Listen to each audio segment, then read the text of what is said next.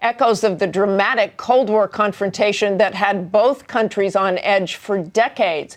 And just this weekend, a new reminder, a Russian military official hinting the Ukraine crisis may lead them to consider suspending inspections of the Russian nuclear arsenal. That signal means to stop whatever you are doing and get to the nearest safe place fast. That very real threat of nuclear war seems a long time ago. But watching developments this week, it was hard not to think about those bad old days of the Cold War. Russian troops on the march, the U.S. sending fighter jets to Eastern Europe, Vladimir Putin test-firing an intercontinental ballistic missile. That ICBM, though unarmed, an especially sharp reminder that America still remains on alert for nuclear war.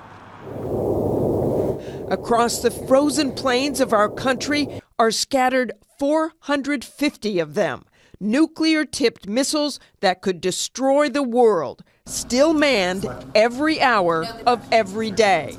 You could drive by this remote site and have no idea there was a nuclear missile silo here, but essentially, the nuclear warhead is just 10 feet below me.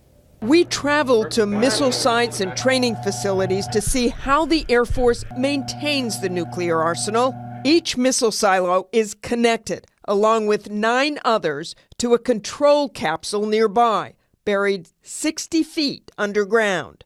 Behind blast doors, inside 5-foot-thick concrete walls, launch officers have their fingers on the nuclear trigger.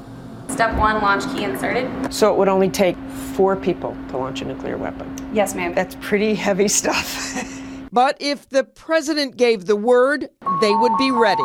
Most of us here think about that pretty much every time we're on alert. The young officers are on alert duty 8 times a month, all alone, underground, for 24 hours.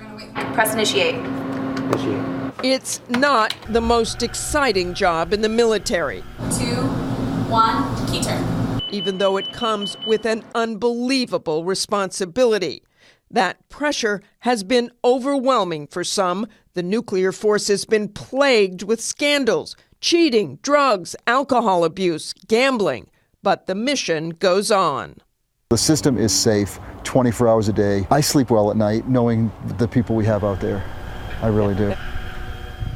Colonel Steve Ganyard is back with us now. And Steve, what about these threats to not allow nuclear inspections? I think this is just more saber rattling by the Russians. I think this is just something to turn up the heat. We probably won't be too concerned about it. These treaties have been on the Cold War downhill for a while. But let's talk about the show of force in the region, what we could do militarily. Well, John Kerry was very careful this week when I was with him, really not to talk about any show of force particularly. But right. It's really because it's limited. And do we really want to go and rattle saber in the face of the Russians? The things that we have done, we've put 6 more F-16s. If we look at the map up in Lithuania, there's a contingent controlling the Baltics up there. But, oh, by the way, Crimea is in the Black Sea. So we're patrolling the wrong sea with our airplanes. It really doesn't do any good. It makes us look, I think, rather foolish to put airplanes 1,000 miles away.